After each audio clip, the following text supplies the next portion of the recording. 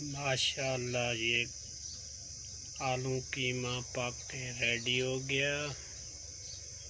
जिसने खाना है आ जाओ, जिसने वीडियो देखनी है वीडियो जाके देखे। अस्सलाम वालेकुम फ्रेंड, क्या हाल है? ठीक हो? खैर खैरियत। ये है पार्सल कीमे का। आज की है हमारी रेसिपी कीमा बनाना। और ये एक अदद प्याज काट दिया। अब इसमें लहसुन कूट के डालेंगे। ये देखो 3-4 अदद लहसुन कूटे हैं, अभी इसमें डालेंगे और आलू कीमा बनाएंगे। अभी माशाल्लाह लहसुन डाल दिया है। ये लहसुन थोड़ा ब्राउन हो जाए बाद में कीमा डालेंगे।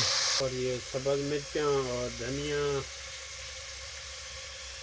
ताज़ी सब्ज़ मिर्चें और धनिया। ये आलू हैं, आलू को बनाएंगे। माशाल्लाह अभी कीमे की लुक देखें। माशाल्लाह अभी पक रहा है, अच्छे के साथ पक जाएगा फिर और मसाले डालेंगे। अभी थोड़ा सा डालेंगे नमक।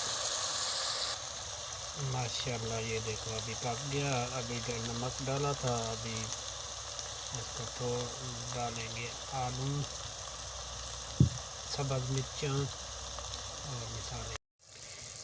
माशाल्लाह अभी टमाटर डाल दिए हैं इसमें काट के 2 ये 1.5, एक बड़ा वाला एक छोटा वाला।